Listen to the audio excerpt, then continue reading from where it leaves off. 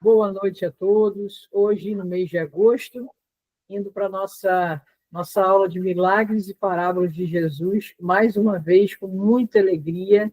Sejam todos muito bem-vindos. Marco, namastê. Atma Namastê, colocar aqui a minha apresentação.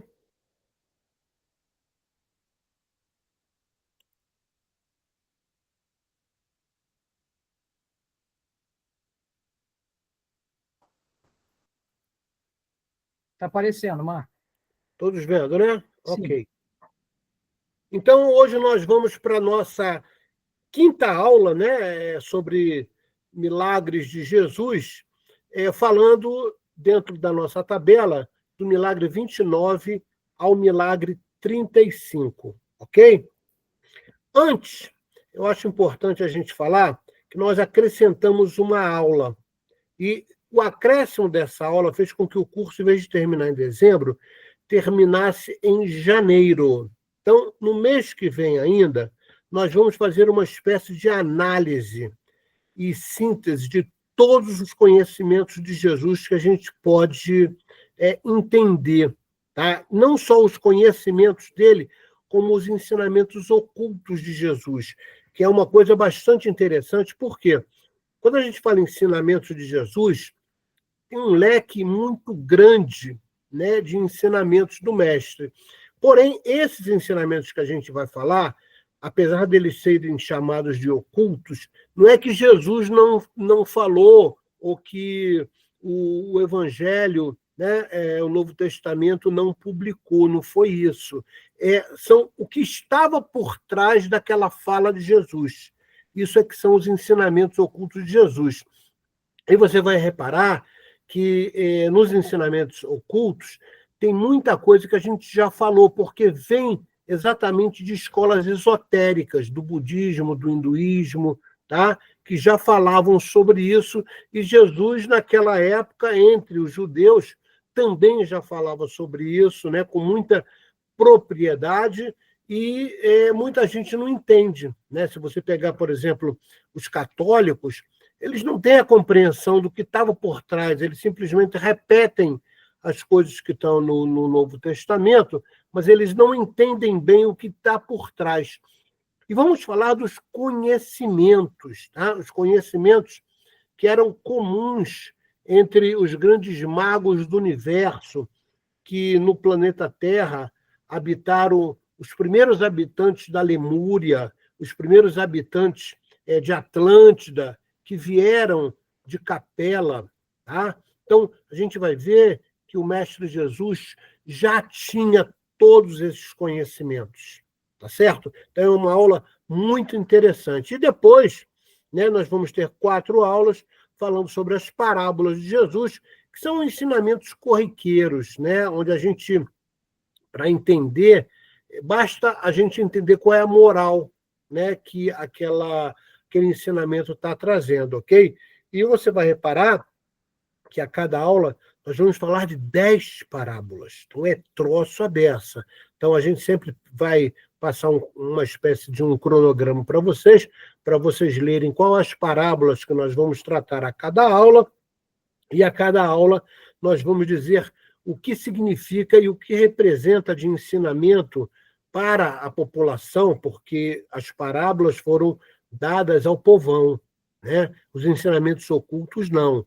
Foi dado apenas para os discípulos, tá? E as parábolas para o povão, ok?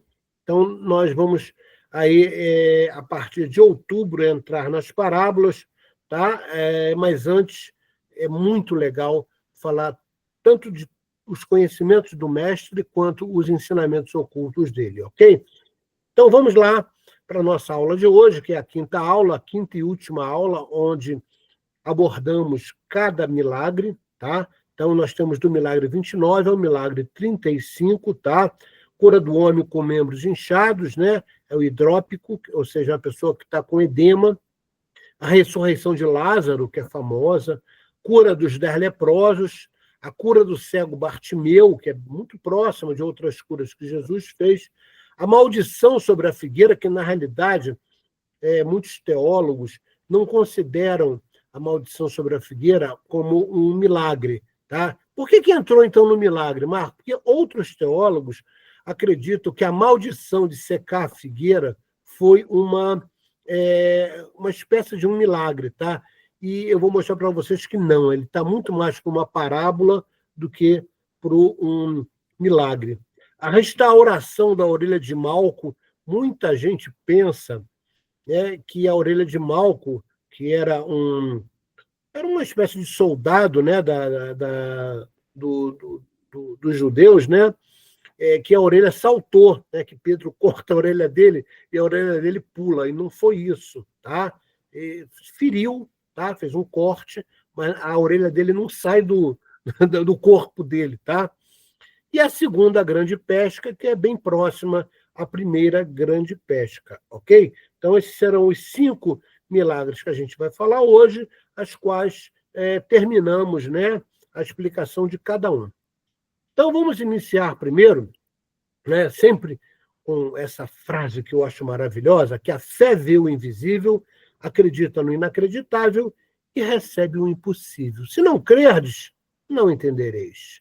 A fé procura e o intelecto encontra. Ok? Então, em todas as aulas nós colocamos isso devido ao poder do entendimento destas palavras. Ok? Então, vamos começar com o texto do Novo Testamento de Lucas, tá? Capítulo 14, versículo de 1 a 6, que na nossa tabela é o milagre 29, que trata da cura do homem com membros inchados, tá? É um hidrópico, ou seja, aquela pessoa que tem retenção de líquidos, tá? E forma edemas. Então, a passagem de Lucas é a seguinte: certo sábado, entrando Jesus para comer na casa de um fariseu importante, observavam-no atentamente. À frente dele estava um homem doente, com o corpo inchado. Jesus perguntou aos fariseus e peritos na lei: é permitido ou não curar no sábado? Jesus, sempre provocativo, né? Para mostrar que aquilo era uma grande hipocrisia. Mas eles ficaram em silêncio. Assim, tomando o homem pela mão, Jesus o curou e mandou embora. Então ele lhes perguntou: se um de vocês tiver um filho ou um boi, e este cair num poço no dia de sábado, não irá tirá-lo imediatamente? E eles nada puderam responder. Ou seja, Jesus sempre provocava a cognição, vamos dizer assim, dos fariseus e dos saduceus, para eles entenderem que fazer o bem não tem dia. Seja segunda, domingo, sábado, qualquer dia é dia de fazer o bem, ok? Então vamos entender o que Jesus faz para fazer essa cura. O termo hidrópico refere-se a uma pessoa que sofre de hidropisia, ou seja, é uma condição médica conhecida atualmente como edema, caracterizada pelo acúmulo anormal de líquidos no corpo, geralmente nas pernas, nos braços ou até mesmo na cavidade abdominal. Esse acúmulo pode causar inchaço e desconforto significativos, e a condição pode estar ligada a problemas nos rins, no coração ou no fígado. É o que a ciência nos diz hoje, né, como origem desse inchaço nas pernas. Na época, a medicina ainda era rudimentar e o tratamento da hidropisia era extremamente limitado, tornando a cura desse homem um verdadeiro milagre. No Novo Testamento, não fica claro o que Jesus fez e como fez para curar o doente, como a gente viu aqui, tá? Hoje sabemos que edemas generalizados podem ter várias origens, entre elas disfunções circulatórias, deficiência de certos nutrientes, como proteína e vitamina B, muito tempo em pé, excesso de sal na alimentação.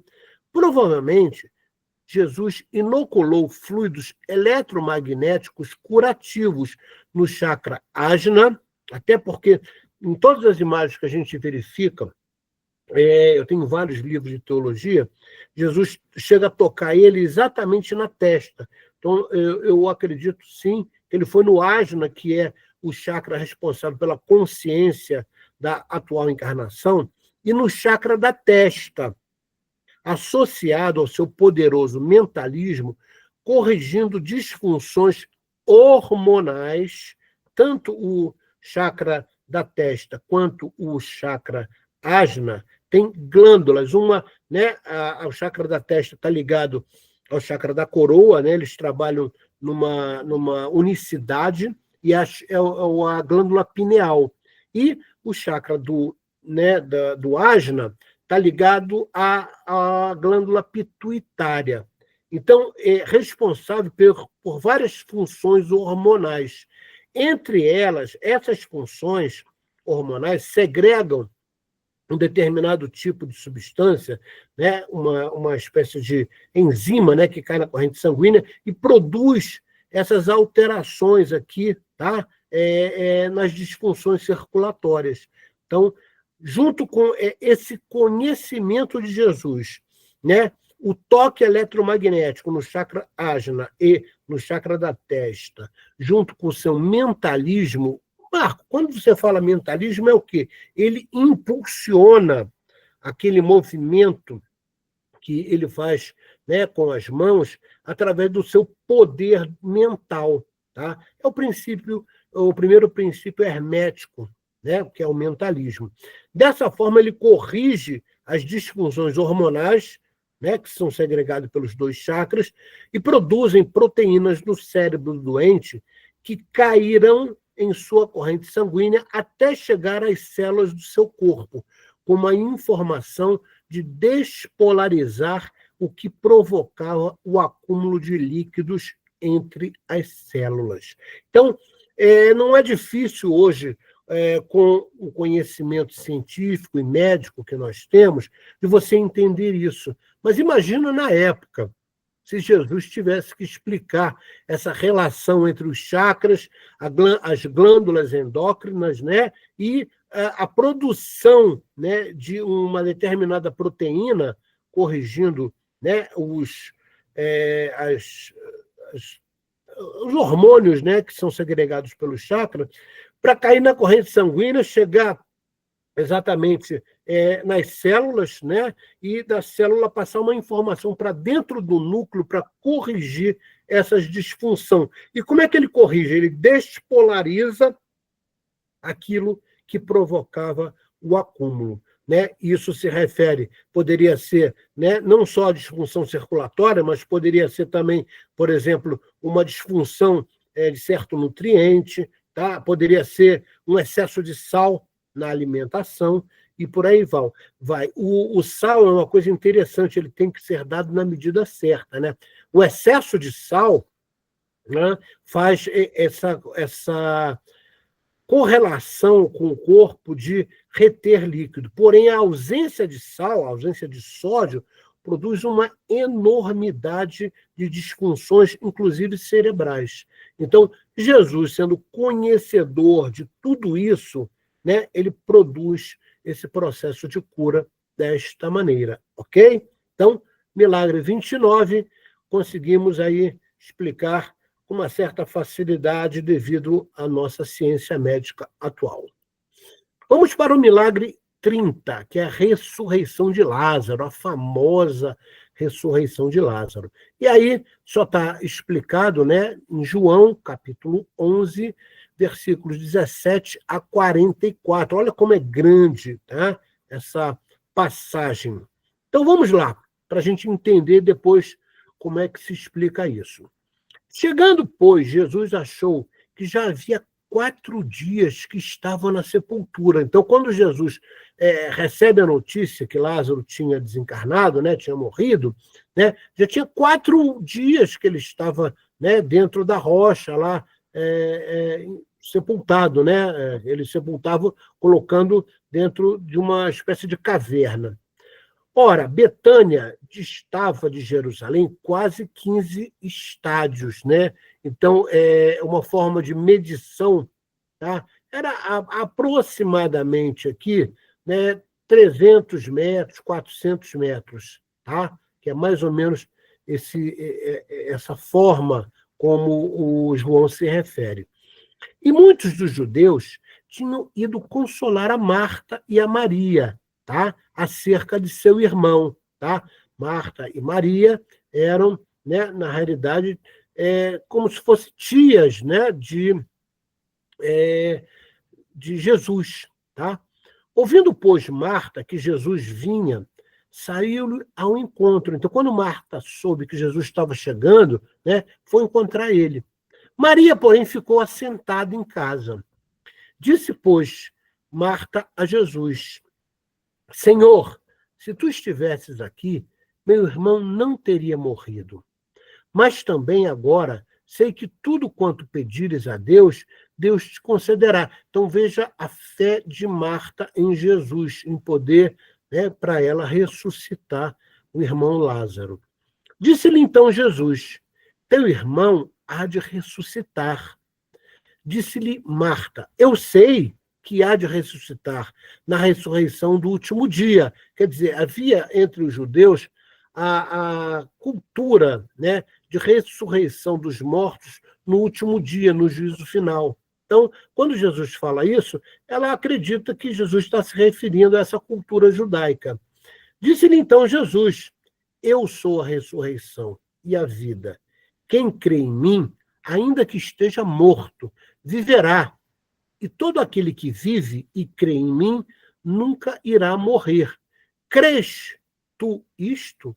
Ou seja, Jesus questiona a fé dela. E quando ele fala que a pessoa não morre, é porque o espírito não morre. Só que era difícil para os judeus naquela época entenderem isso, tá? Quem crê em Jesus não tem a morte, né? O que faz é o desencarne e não a morte.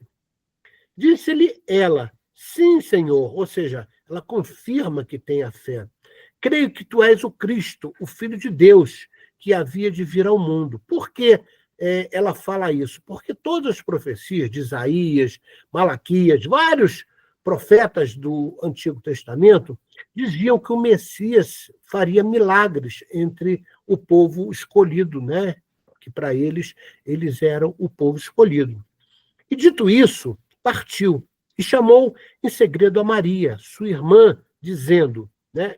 Maria, irmã de Marta: o mestre está cá, chama-te. Ela, ouvindo isto, levou-se logo e foi ter com ele, tá? Foi se encontrar com ele, né?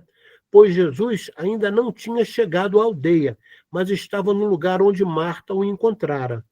Vendo, pois, os judeus que estavam com ela em casa, e a consolavam, que Maria apressadamente se levantara e saíra, seguiram-na, dizendo: vai ao sepulcro para chorar ali. Tendo, pois, Maria chegado aonde Jesus estava, e vendo-o, lançou aos seus pés, dizendo: Senhor, se tu estivestes aqui, meu irmão não teria morrido. Jesus, pois, quando a viu chorar, e também chorando os judeus que com ela vinham, moveu-se muito em espírito e perturbou-se. Ou seja, aquelas pessoas que estavam ali em comoção estavam perturbadas de espírito, né, com a morte ali de Lázaro. Morte até prematura, né, porque ele era relativamente jovem. E disse: onde o pusestes? Jesus pergunta. Disseram: Senhor, vem e vê. Então levaram Jesus até o sepulcro. Jesus chorou. Por quê? Porque ele era primo de Lázaro, tá? Então ele tinha sentimentos, estava encarnado como todos nós, tá? Disseram, pois, os judeus: vede como o amava. E alguns deles disseram: não podia ele, que abriu os olhos ao cego, fazer também com que este não morresse? Então, os judeus, né, principalmente os fariseus, que estavam ali vendo aquilo tudo, começaram a questionar: poxa, ele que já curou cego, ele, né, se tivesse aqui, talvez Lázaro não tivesse morrido. Jesus, pois, movendo-se outra vez, muito em si mesmo, tá? Ou seja, concentrado, veio ao sepulcro, e era uma caverna, e tinha uma pedra posta sobre ela. Ou seja, era comum, né, como o próprio Jesus, quando posteriormente desencarna, era colocado em cima de uma pedra, né? E como se fosse uma sepultura, né? Onde ele é colocado em cima da pedra, cheio de gaze, e aquilo era o ritual, por exemplo, para aquelas pessoas que morreram. E colocava uma pedra para lacrar, né? A chamada sepultura. Disse Jesus, então, tirai a pedra. Marta, irmã do defunto, disse, Senhor, já cheira mal, porque já é de 4 dias, quer dizer, 4 dias que ele já estava, né, ali. Então estava cheirando mal. Disse-lhe Jesus, não tenho dito que, se creres, verás a glória de Deus? Então, Jesus questiona o conceito de fé, principalmente de fé no Pai. Tiraram, pois, a pedra de onde o defunto jazia. E Jesus, levantando os olhos para cima, diz, Pai, graças te dou por me haveres ouvido. Eu bem sei que sempre me ouves, mas eu disse isto por causa da multidão que estava em redor, para que creiam que tu me enviaste. Então, repara, Jesus sempre faz duas coisas importantes para que as pessoas acreditem que ele realmente é o Messias. Ele confirma todas as profecias, tá?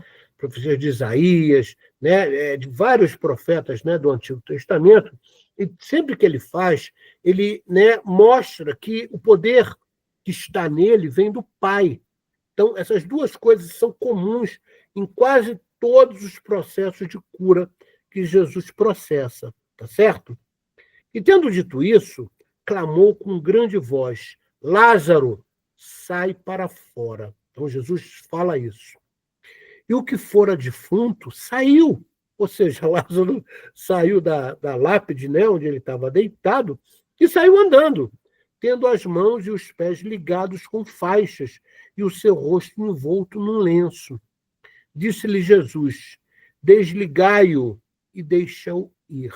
Ou seja, a cura de Lázaro foi ali um testemunho para todos os judeus da possibilidade, né, que Jesus tinha em nome do Pai. Vamos entender, sob a ótica da ciência, como é que essa cura se processa. Primeiro, não é de se espantar que em uma época onde o conhecimento de sinais vitais fosse muito precário e o sepultamento fosse imediato, que os seus habitantes acreditassem na morte prematura, pois não conseguiam perceber a respiração e o batimento cardíacos mais fracos, produzido por um desfalecimento temporário. Esse caso de ressurreição de Lázaro, tá? Ressurreição entre aspas, né? Pode ser um caso de síncope, onde a perda temporária e súbita de consciência também pode produzir uma isquemia cerebral transitória e generalizada, que é a redução da irrigação de sangue no cérebro. Ou ainda, uma letargia. Então, repara, nós estabelecemos aqui, como quase todos os que fizeram a análise dessa passagem de Jesus, que tem o conhecimento espírita, né, eles afirmam, né, e eu concordo, que ou foi uma síncope ou uma letargia. No caso da letargia, é um estado mórbido, em que as funções da vida estão atenuadas, de forma tal que se mostram suspensas, parecendo, aqui está errado, não é parecendo, é parecendo uma morte. Vejamos como Jesus procede à cura e não à ressurreição. Dotado de uma capacidade extrema de gerar corrente fluídica de alto padrão vibratório e conhecedor do estado humano pela sua vista dupla, ou seja, pela clarividência, né? Jesus consegue ver no tempo passado, presente e futuro. Tá? Isso é chamada vista dupla que Kardec se refere também, que é o que nós chamamos hoje de clarividência. E de todos, dotado, né, dessa clarividência, e de todas as leis que regem a matéria e a antimatéria, Jesus, pela sua fala, plasma um choque eletromagnético no campo áurico de Lázaro. Então, repara, a gente já viu várias vários exemplos que, quando você fala com uma certa entonação, se decreta alguma coisa, né, você interage, sim, com as moléculas, tá? Sejam elas da água, sejam do ar, seja de qualquer coisa que possa ter uma relação corporal. Puxa, Marco, me dá um exemplo melhor. Masaru Emoto, né, quando ele faz a pesquisa de doutorado dele da água Ado, ele mostra que quando se fala uma coisa boa, por exemplo, para um determinado recipiente de água, aquela forma que a água se encontra, e ele pega a água suja, tá? E ela simplesmente, quando fala, por exemplo, bondade, amor, o que acontece? As moléculas se reativam de forma original. E a forma original de uma molécula de água é sextavada. Tá? Então, esse exemplo, né, do Masaru Emoto, a gente já falou em várias outras aulas, você, né, se pesquisar no Google, você vai ver ali, né, a quantidade de experimentos que ele fez, mostrando, sim, que o choque eletromagnético da fala pode, sim, atuar em qualquer coisa da matéria.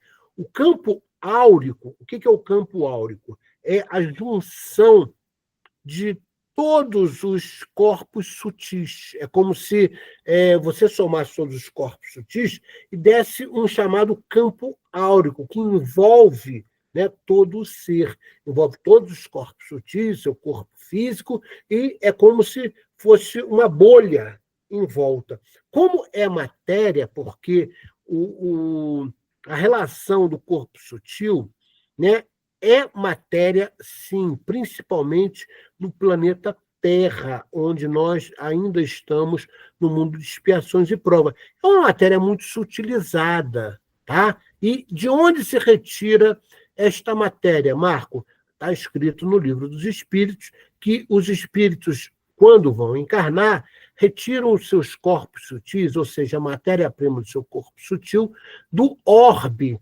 tá? Da relação energética do orbe em que estarão encarnando. Então, é matéria. Então, quando Jesus fala, ele produz um choque eletromagnético nesse campo áurico, oportunizando o seu despertar imediato. Por quê, Marco, despertar imediato? Porque ele não estava morto. Ele estava sofrendo ou de uma síncope ou de uma letargia. Repara, Jesus jamais contraria ou contrairia, né, uma mácula para a história dele, maculando as leis de Deus. Isso não é possível. Então, Jesus nunca contrariou as leis divinas, porque se tivesse morto, o cordão, chamado cordão de prata, né, que principalmente se liga ao chakra da cabeça, ele estaria rompido, não teria como você restabelecer uma emenda, botar um band-aid ali no cordão de prata para restabelecer a vida. Isso é impossível. Tá? Só na historinha do Frankenstein, né, que o médico lá consegue fazer uma vida. Essa vida vem de uma força divina, e essa força divina é representada pelo estabelecimento desse cordão de prata, tá? Que está ligado exatamente do espírito diretamente ao corpo material. Se ele se romper, o espírito perde o corpo, que é a chamada morte. Essa cura é operada também através do mentalismo de Jesus, como nós já falamos, o poder de Jesus criar ideoplastia, tá? Tudo que ele faz impacto eletromagnético ao falar, ele antes criava uma ideoplastia. Marco, como assim? Ele imaginava a realidade daquilo que ele falava. Ele imaginava, né? Ele já via a imagem daquela coisa que ele estava falando. Tá? Então, isso é o conceito do mentalismo. Então, esse mentalismo canalizava sua corrente fluídica através da sua intenção, que é o chakra do plexo solar, né? Ou, perdão, do cardíaco, e da vontade, que é do plexo solar. Então, ele, através da sua vontade, tá? Utilizando o seu plexo solar, o chakra do plexo solar, e a sua intenção de amor que emana do chakra cardíaco, que está diretamente ligado ao chakra coronário, ele consegue, pelo mentalismo, canalizar isso. Tá? Por quê? Porque ele estava falando para Lázaro se levantar, para vir para fora. Então, ele consegue isso, a fim de reanimar os sentidos entorpecidos de Lázaro. O fato de cheirar mal não diz absolutamente nada, pois em uma cultura de poucos banhos, tá? Você sabe que a cultura de banho que nós temos aqui no Brasil é originário dos indígenas. Tá? Na Europa, isso não é uma coisa corriqueira de tomar banho todo dia, tá? Principalmente nessa época em Israel. A cultura do banho, né, devia ser um banho por semana, talvez. Tá? Então, os caras ficar 4 dias envolto em gaze dentro de uma caverna, é óbvio que ele estaria fedendo. Tá? Então, com asseios esporádicos e coberto de gases durante 4 dias, qualquer um de nós também exalaria um cheiro insuportável. Logo, o odor de apodrecimento não era decomposição, como supunha Marta, a sua irmã, ok? Então, repara, pela ciência que conhecemos hoje, pela ciência esotérica, principalmente, nós conseguimos entender como Jesus consegue trazer, né, o despertar de consciência de Lázaro, tá? E não ressurreição, ok? Só para lembrar vocês, a ressurreição, como é dita, né, ela foi instalada na doutrina católica, tá? Pelo ano de 540, se eu não me engano, tá? Porque eles aceitavam inicialmente a possibilidade de reencarnação e o conceito da reencarnação maculava e, vamos dizer assim, contrariava os dogmas da Igreja Católica. Então, eles tiraram a palavra reencarnação e a substituíram por ressurreição. Então, é bem provável que, com os concílios de Nicéia, Trento, né, vários concílios que a Igreja Católica, né, que na realidade exalava o poder romano, fez, é bem provável, né, que eles tenham substituído esse conceito de reencarnação por ressurreição. Isso foi um dos pilares, né, na crença de que Jesus era divino, que ele consegue sobreviver à morte. Tá? Um grande engodo que a Igreja Católica criou. Ok? Então, essa cura né, é operada através do mentalismo de Jesus e do seu impacto fluídico, tá, no campo áurico, né, que causa um choque eletromagnético, e Lázaro que desperta, ou seja, consegue voltar à sua consciência saindo dos estados ou de síncope ou de letargia. Ok? Então fica aí a explicação da ciência esotérica para nós.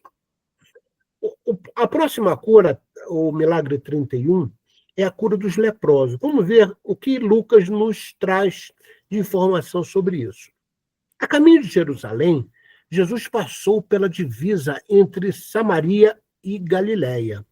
Ao entrar num povoado, 10 leprosos dirigiram-se a ele e ficaram a uma certa distância. Aqui está o desenho. Ó. Gritaram em voz alta: Jesus, mestre, tem piedade de nós. Ao vê-los, ele disse: vão mostrar-se aos sacerdotes. Enquanto eles iam, foram purificados. Então, olha só, Jesus, através da fala, cura 10 leprosos. A gente vai explicar como isso aconteceu. Um deles, quando viu que estava curado, voltou. Quer dizer, esses 10 leprosos cruzaram por Jesus e Jesus simplesmente deu, né, essa fala que eles estariam curados e falou para eles irem se mostrar aos sacerdotes. Tá? Mas um deles, depois de estar curado, ter ido aos sacerdotes, falou: eu vou voltar lá, né, e agradecer ao Mestre Jesus. Então, esse, né, um único leproso volta e se atira aos pés de Jesus, agradecendo. Tá? E detalhe, ele era samaritano. Tá? Os samaritanos, vocês sabem, né, que eram um povo, para os judeus, amaldiçoado. Tá?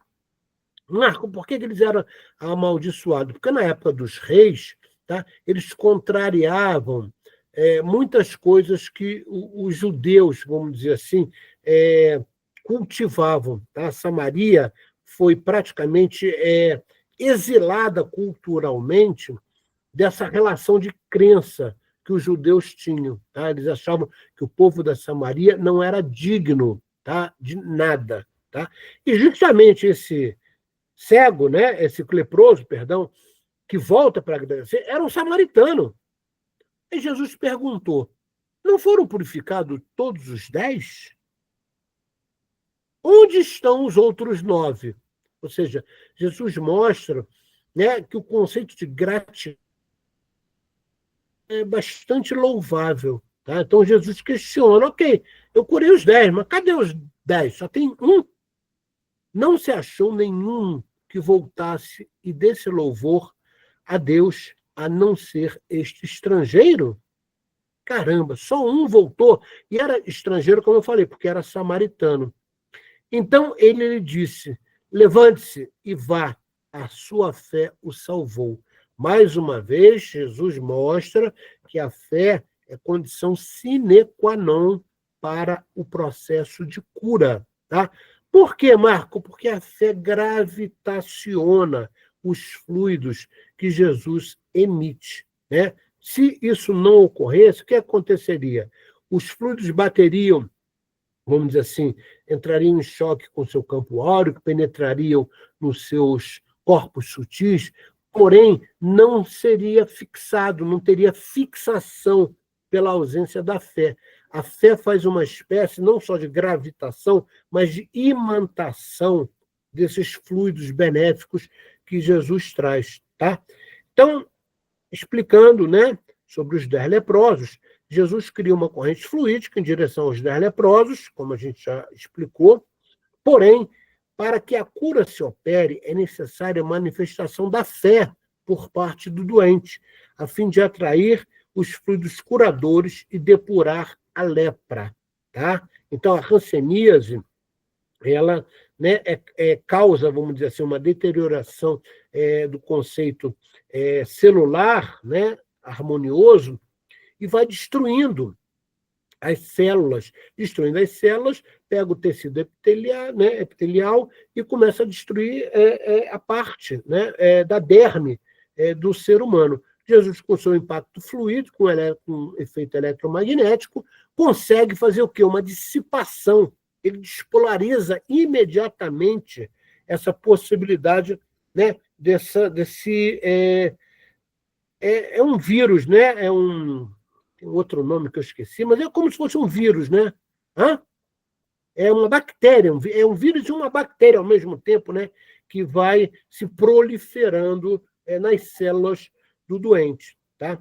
Essa passagem, mais uma vez, nos deixa convicto que a fé e a gratidão pela graça conseguida é que fazem perdurar os benefícios concedidos pelo Senhor. Isso é um aprendizado para nós refletirmos até hoje. Diariamente, ao dormir, agradecer pelo dia que tivemos. Tá? Isso é gratidão, isso é reconhecimento, vamos dizer assim, do poder divino. Tá? Então, se nós estamos ligados a esse poder divino, porque somos esse poder divino, somos uma centelha de Deus, então nós temos que agradecer diariamente, né?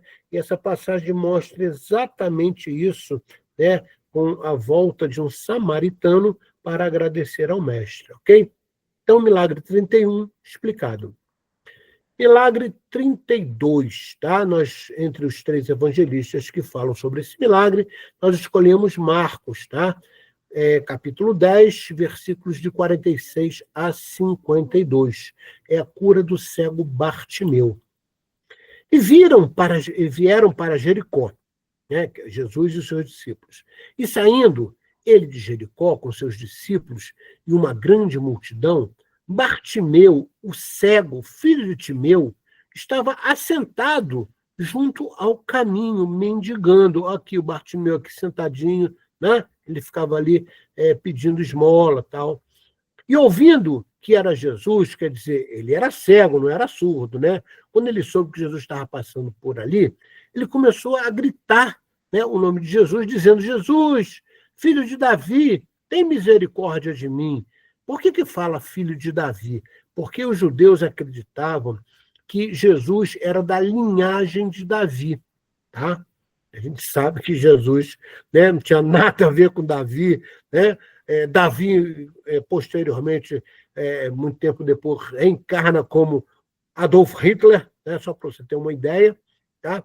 Então, Jesus não tinha nada a ver com Davi dentro da crença judaica, né? E Jesus era de um outro patamar, ele já tinha uma evolução espiritual que não tinha nenhuma ligação, né, com Davi, espiritualmente falando, mas os judeus acreditavam que ele era da linhagem de Davi, até porque estavam nas profecias que o Messias sairia exatamente da linhagem de Davi. Tá?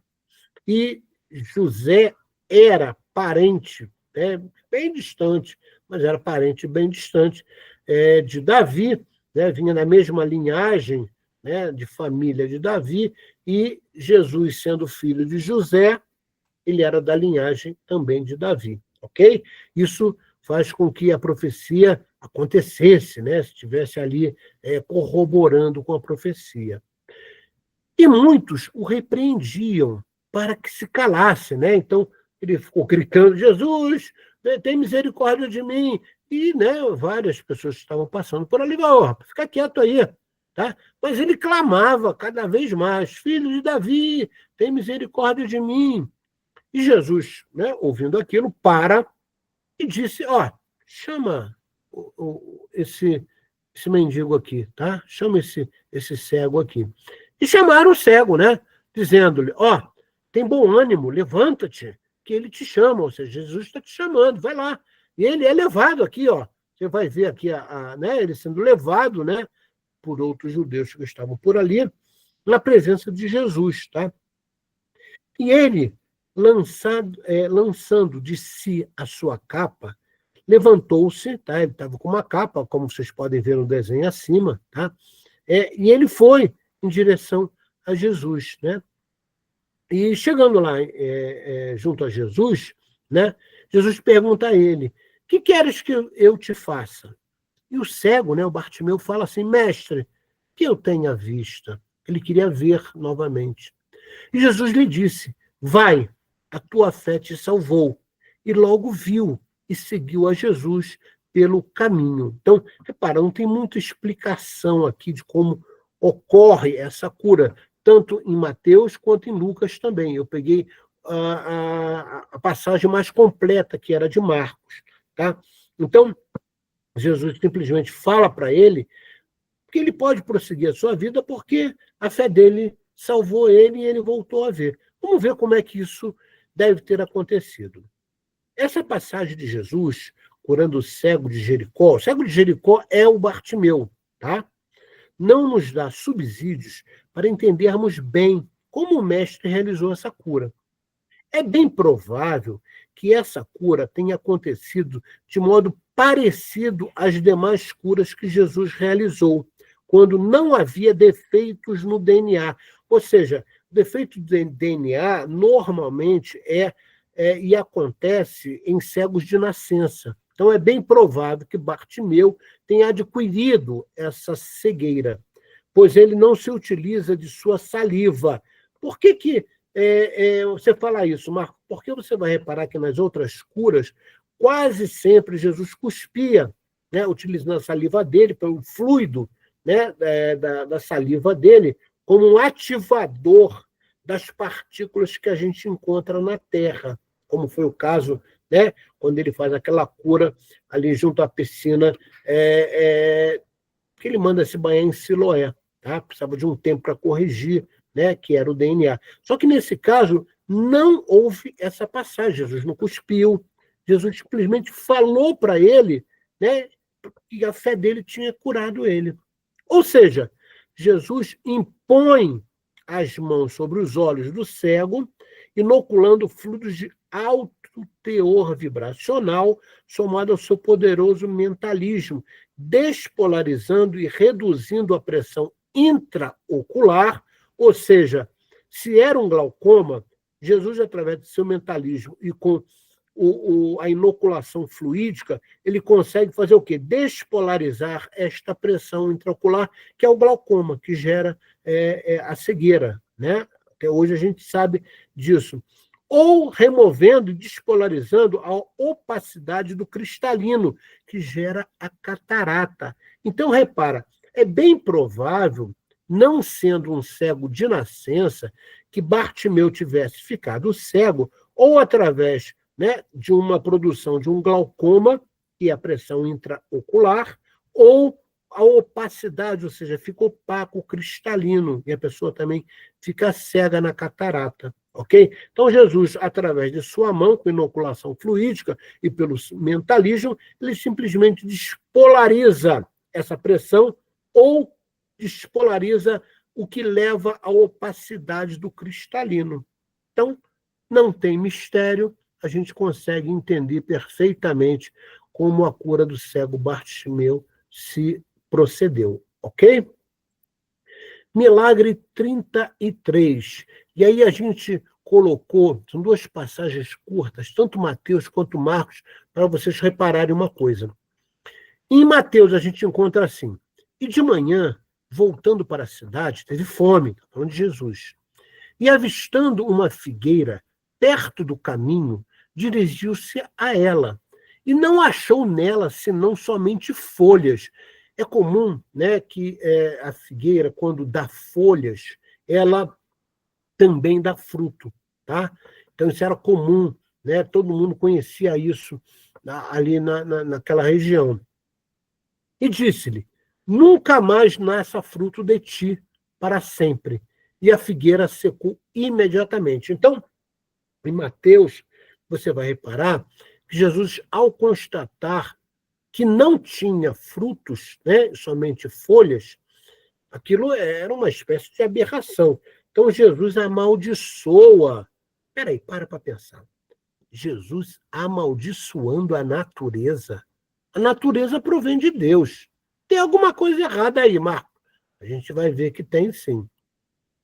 Já em Marcos, Marcos diz lá o seguinte: que no dia seguinte, quando saíram de Betânia, teve fome, parecido, né? E vendo de longe uma figueira que tinha folhas, foi ver se nela acharia alguma coisa. Estava com fome, queria comer, né? E chegando lá na figueira, não achou nada de fruto, senão folhas, porque não era tempo de figos. Olha, repara aqui, ó. Já em Marcos, ele diz que não era tempo do figo. Tá? E Jesus, falando, lhe disse: nunca mais coma alguém fruto de ti para sempre. E os seus discípulos ouviram isso. Então, reparam, tanto em Mateus quanto em Marcos, fica claro que Jesus amaldiçoa aquela figueira, ela nunca mais teve frutos. Tá? Então, isso é considerado por alguns teólogos como se fosse uma coisa sobrenatural, que eles chamaram de milagre. Tá? Porém, não é nada disso. Tá? A gente, quando consulta vários teólogos, e uma pessoa que eu gosto muito, que é Humberto Roden, a gente verifica uma outra forma de entender. Primeira coisa que a gente vai verificar é que, na realidade, entre os dois evangelistas havia uma controvérsia aqui, né? Um diz que não era tempo de fruto, o outro simplesmente não fala nada. Ou seja, em Mateus, nos parece que a figueira era infértil, e Jesus a amaldiçoa, fazendo-a secar imediatamente. Já em Marcos, fica claro que não havia frutos, por não ser a época de dar frutos. E mesmo assim, Jesus a amaldiçoa a figueira. Então, dá para imaginar Jesus, com todo o conhecimento dele, amaldiçoando alguma coisa, querendo mal eterno para uma coisa de Deus, porque a natureza é de Deus. Na realidade, essa passagem não descreve um milagre, e sim uma parábola um ensinamento. Tá? Então, aqueles teólogos que consideraram que isso é um milagre, né, a gente tem que simplesmente não concordar, porque, né, não dá para imaginar a natureza de Jesus perfeita amaldiçoando alguma coisa. Então, é óbvio que não era isso. Acredito que essa passagem seja uma alegoria, uma linguagem figurada, uma metáfora, para entendermos que todo ser humano é como uma árvore frutífera. Ou seja, sua natureza é dar frutos, que significa exercer suas virtudes em benefício do próximo. Ou seja, a quem muito foi dado, muito será cobrado. Logo, não praticar suas virtudes, que são seus frutos, fazendo a metáfora, em benefício do próximo, que é fora da caridade nossa salvação, significa que você seca, não se vale da sua real natureza, que é a divina, para seu crescimento espiritual na atual encarnação. Então, essa explicação aqui, que nós deduzimos, ela é compartilhada, tá? Não só por Humberto Roden, tá? Que tem explicação parecida, mas em vários livros de teologia que compartilham essa nossa forma de entender, que não é um milagre, e sim uma parábola para mostrar que todos nós que temos uma natureza divina temos que dar frutos, ou seja, nós temos que colocar em prática as nossas virtudes em benefício do próximo, né? Como diria o Mestre Jesus, amar ao próximo como a si mesmo. Lembra disso? Né? Então, tal forma de entender e explicar essa parábola fica muito próximo, como eu falei, do entendimento de Humberto Roden, né? E três livros que ele fala sobre parábolas, ele cita esse conceito, que nos explica que essa parábola se refere a um ser humano fecundo nas coisas do ego externo, ou seja, nas aparências, que é a folhagem. Né? Então, olhando de longe, a aparência é que ali tem fruto, né? Porque quando tem a folhagem, tem o fruto. Então, por isso que Humberto Roden fala que é um conceito fecundo no ego externo e infecundo no seu eu, ou seja, na sua essência, ou seja, o fruto não tinha. Logo, a maldição não é física, não é material, a figueira, e sim representa o ser humano espiritualmente infértil. Marco, então, peraí. Todo ser humano tem por obrigação colocar em prática as suas virtudes em benefício do próximo e de si mesmo, sim, é uma obrigação. Então, esse conceito de infertilidade que nós explicamos aqui, que Humberto Roden vem muito próximo, tá? Ele é uma coisa que nós acreditamos o que realmente Jesus estava fazendo, tá? Estava ensinando que todo ser humano tem que utilizar as suas virtudes, ou seja, os seus frutos, em benefício de si mesmo e do próximo. Tá? Porém, ainda existem outros autores espirituais e teólogos que entendem que essa fertilidade da figueira é uma metáfora à esterilidade espiritual de Israel. Marco, por que esses teólogos têm essa visão? Tá? Inclusive, alguns espíritas também têm essa visão, que essa passagem se refere a uma metáfora sobre a esterilidade de Israel. Porque Jesus, né, o grande mestre nosso que habitou o planeta Terra, esteve entre nós e o povo de Israel não o considera como Messias. O povo de Israel, até hoje, acredita que Jesus era um profeta, tá? Entre muitos outros profetas que a terra de Israel conheceu. Tá?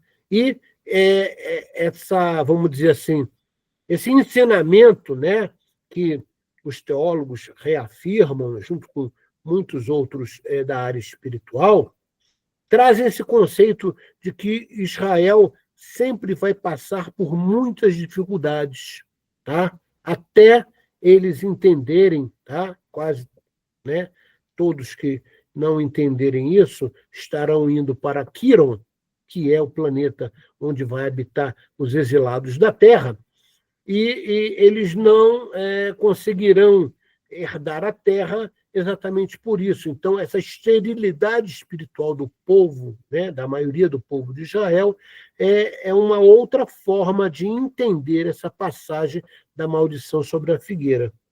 E segundo profecias, será a figueira estéril cortada e lançada ao fogo, que é uma outra passagem onde Jesus, né, deixa claro que tudo aquilo que não for fértil, que não tiver frutos, que não der benefícios, né, será cortado e lançado ao fogo. Ou seja, interrompido em seu processo evolutivo natural e direcionado ao planeta Quiron, de uma ardência de sofrimento. Esse é o conceito, né, que os judeus acreditavam que era o inferno, né? Era o fogo eterno. E a gente sabe que o umbral profundo, né, nas mais profundezas dele, não tem nada de fogo lá. Tá? É frio, dá um frio danado, porque tem ausência de luz. Tá? E o fogo é purificador.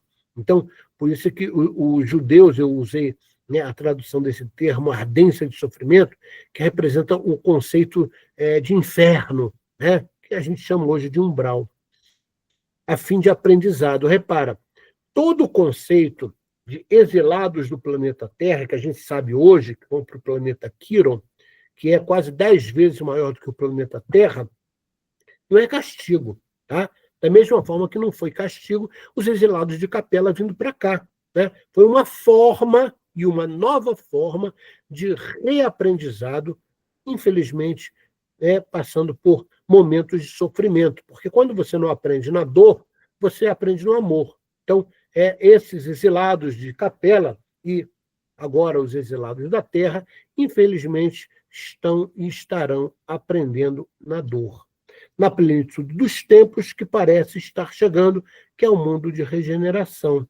Tá? Então, não haverá espaço para essas pessoas. Por isso é que esse povo que habitou Israel, que jogou pedra na cruz, tá?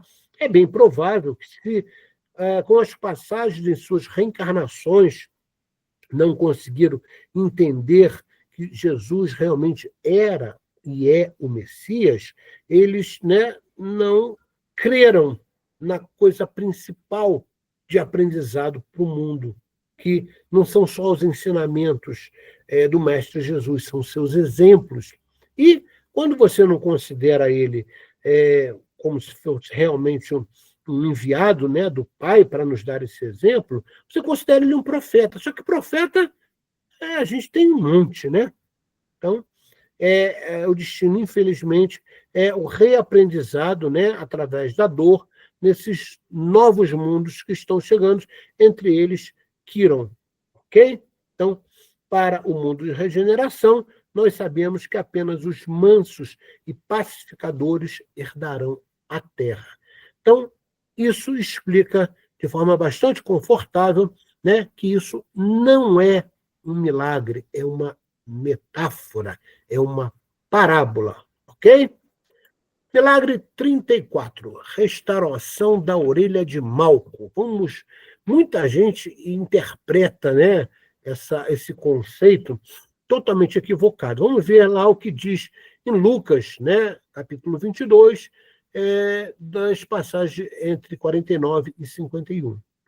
E vendo os que estavam com ele, o que ia suceder, disseram: Senhor, faremos, né, ou feriremos a espada. Então, quando eles estavam ali, né, perto do Monte das Oliveiras, chega a guarda, né, do sacerdote, né, judeus, e é aquela passagem onde Judas traz Jesus, né? Isso estava planejado no mundo espiritual também, e dá o chamado beijo da traição. Tá? E aquilo foi um sinal para que os guardas da sinagoga pudessem entender que aquele era Jesus, porque tinham vários discípulos ali, eles não sabiam quem era Jesus, eles não conheciam bem Jesus. E aquele beijo de Pedro é um sinal, tá? De Judas, perdão, né? é um sinal de que aquele era Jesus. E a partir dali, Jesus foi preso, tá? E daqui ele é levado ao Calvário, ou seja, ele é levado para o seu sofrimento, que vai levar ao seu desencarne. Tá? Essa foi a última passagem, né, de Jesus. Ele não é solto a partir daqui. E um deles feriu o servo, que foi Pedro, né, do sumo sacerdote, e cortou-lhe a orelha direita. Olha só, quando você lê isso aqui, você pensa o quê? Cortou a orelha direita. A orelha do cara pulou do corpo. Tá? E não foi isso que aconteceu. E respondendo, Jesus disse: deixai-o, basta. E tocando-lhe a orelha, o curou. Ou seja, Jesus não tem aqui essa passagem, mas ele deixa claro que quem com ferro fere, com ferro será ferido. Tá? Então, na passagem de Lucas, ele não fala isso. Tá? Mas a gente sabe que isso está ligado a esse momento aqui. Vamos entender, então, o que aconteceu. Tal passagem refere-se ao momento em que Simão Pedro, com a espada, corta a orelha direita de Malco, era o nome, né, do guarda, que era servo do sumo sacerdote durante a prisão de Jesus no jardim de Getsemane, ou seja, Getsemane é aos pés do Monte das Oliveiras, tá? Lá em Jerusalém.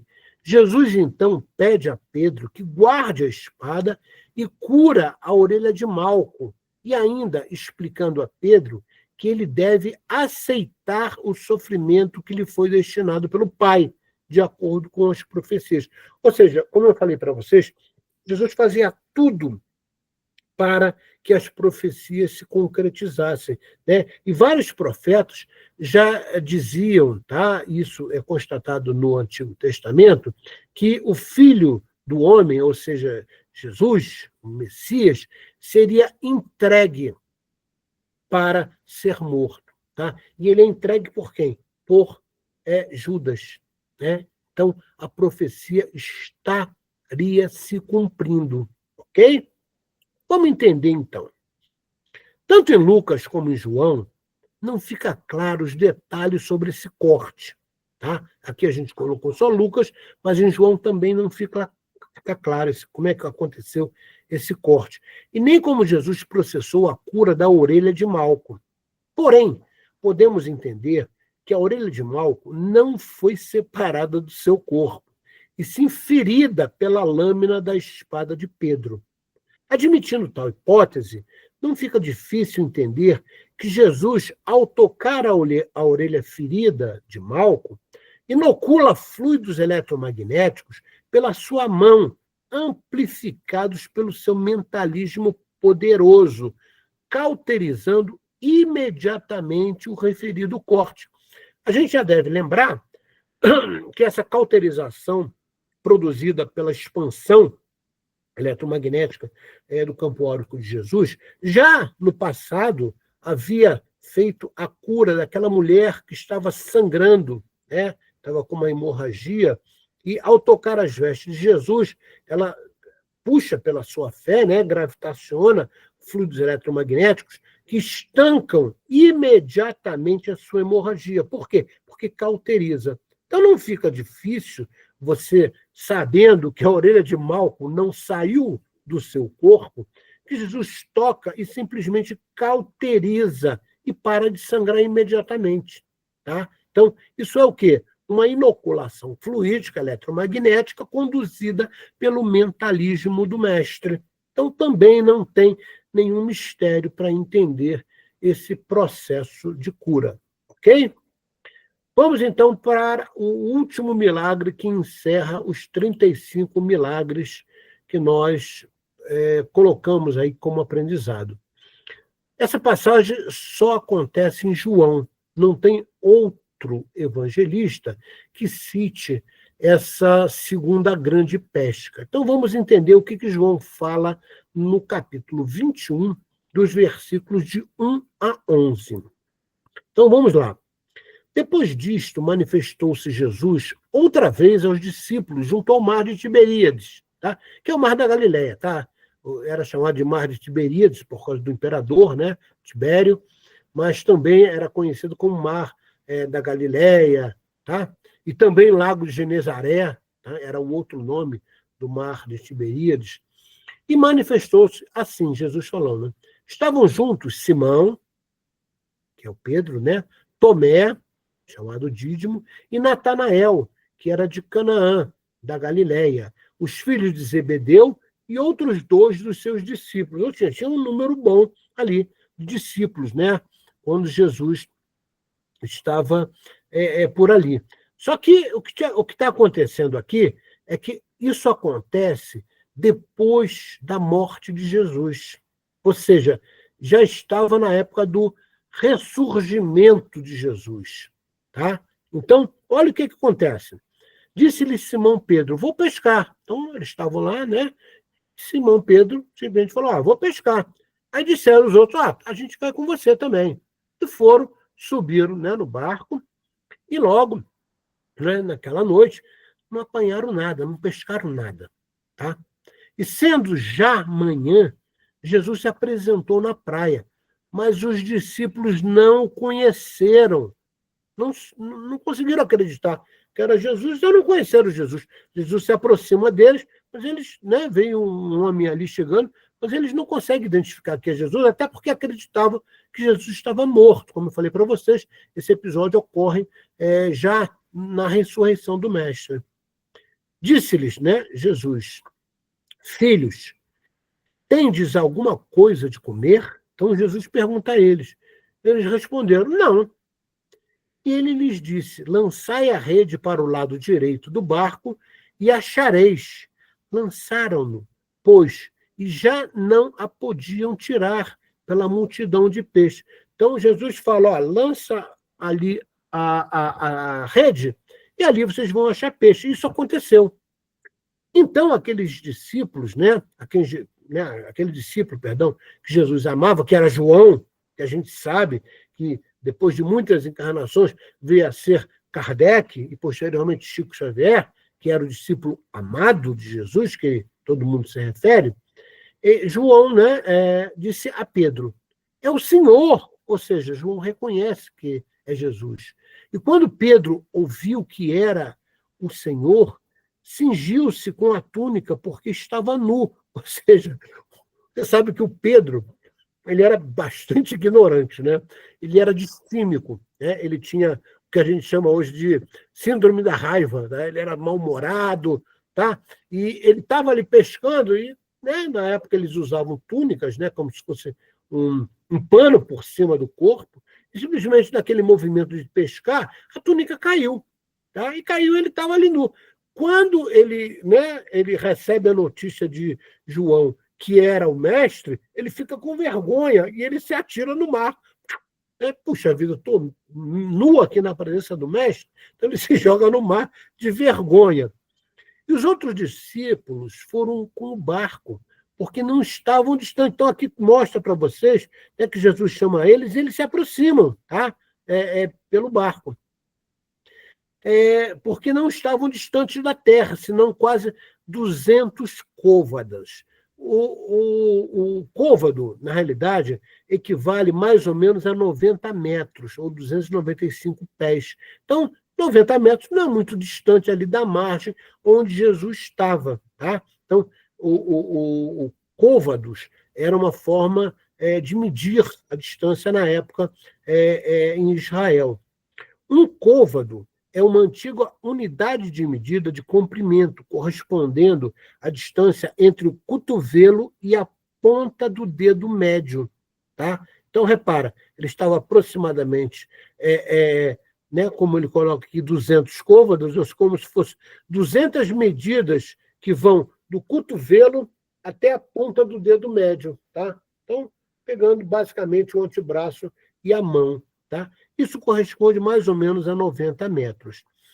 E levando a rede cheia de peixes, porque eles fizeram o que Jesus falou, jogaram a rede ali do lado direito, e logo que desceram para a terra, viram ali brasas e um peixe posto em cima e pão. Disse-lhes Jesus, trazei os peixes que agora apanhastes. Simão Pedro subiu, né, e puxou a rede para a terra cheia de 153 grandes peixes. Esse número 153, ele é cabalístico, tá? E é bem provável que esse número tenha sido inventado pelos judeus, tá? É difícil você dizer quantos peixes realmente tinham. É bem provável que isso tenha sido um acréscimo nas várias correções, né, e traduções que foram feitas. Até porque hoje a Cabala explica esse número 153, tá? 1 e 5, 6, com 3, 9. 9 é 3 vezes 3, né? Só para você lembrar, na tradição histórica, Hermes Trimegisto é aquele 3 vezes grande. Então, o conceito de 9 é uma coisa estrondorosa, é uma coisa poderosa, tá? Isso eu mostrei para vocês que, mesmo antes de Jesus, no caso lá de Hermes Trismegisto, que é 3 vezes 3, tá? Esse número é explicado pelos cabalistas, né? Como um conceito de poder. 1, 5, 3. Somando 1 mais 5 mais 3 dá 9. E é isso que a gente falou, tá? Sendo tantos que não cabiam na rede, né? Então, essa é a forma que João mostra como ocorreu a segunda pesca e como é que isso aconteceu, eles não reconhecendo Jesus, porque foi na época da ressurreição. Então, vamos lá. Essa passagem ocorre após a ressurreição, ou seja, aparição e tangibilidade do corpo espiritual de Jesus. A gente sabe que depois que desencarnou, não tem como voltar à vida. Então, a gente sabe que as aparições de Jesus, que o povo acabou chamando de ressurreição, é uma aparição que Jesus fazia do seu corpo sutil, particularmente do corpo espiritual, e ele trazia o conceito de tangibilidade também. Tanto é que quando ele adentra, né, ao recinto onde os apóstolos estavam ali escondidos, com medo, ele pede para Tomé tocar, né, as feridas, né, do punho dele, né, porque não foi na mão que Jesus foi crucificado, foi pelo punho. Tá? Isso a história já mostrou essa realidade. No Mar da Galileia, tá? Isso aconteceu ali novamente no Mar da Galileia, como ocorreu na primeira grande pesca. Por isso, seus discípulos não o reconheceram, porque eles não acreditavam que era o mestre. Acontecimento parecido com a primeira pesca, que foi explicado lá na nossa tabela, no Milagre 4, foi explicado na primeira aula, que também ocorreu no Mar da Galileia, que é chamado de Mar de Tiberíades, como eu falei para vocês, devido ao imperador Tibério, ou também chamado pelos judeus como Lago de Genezaré, tá? Onde Jesus demonstra pela sua vista dupla, tá? Ou dupla vista, saber onde se situava um cardume de peixes que poderia ser pegos enchendo a rede de peixe. Então Jesus, pela sua clara evidência, falou, joga aí do lado direito, vai um pouco adentro, né, do mar, e lá vocês vão conseguir, né, êxito na sua pesca.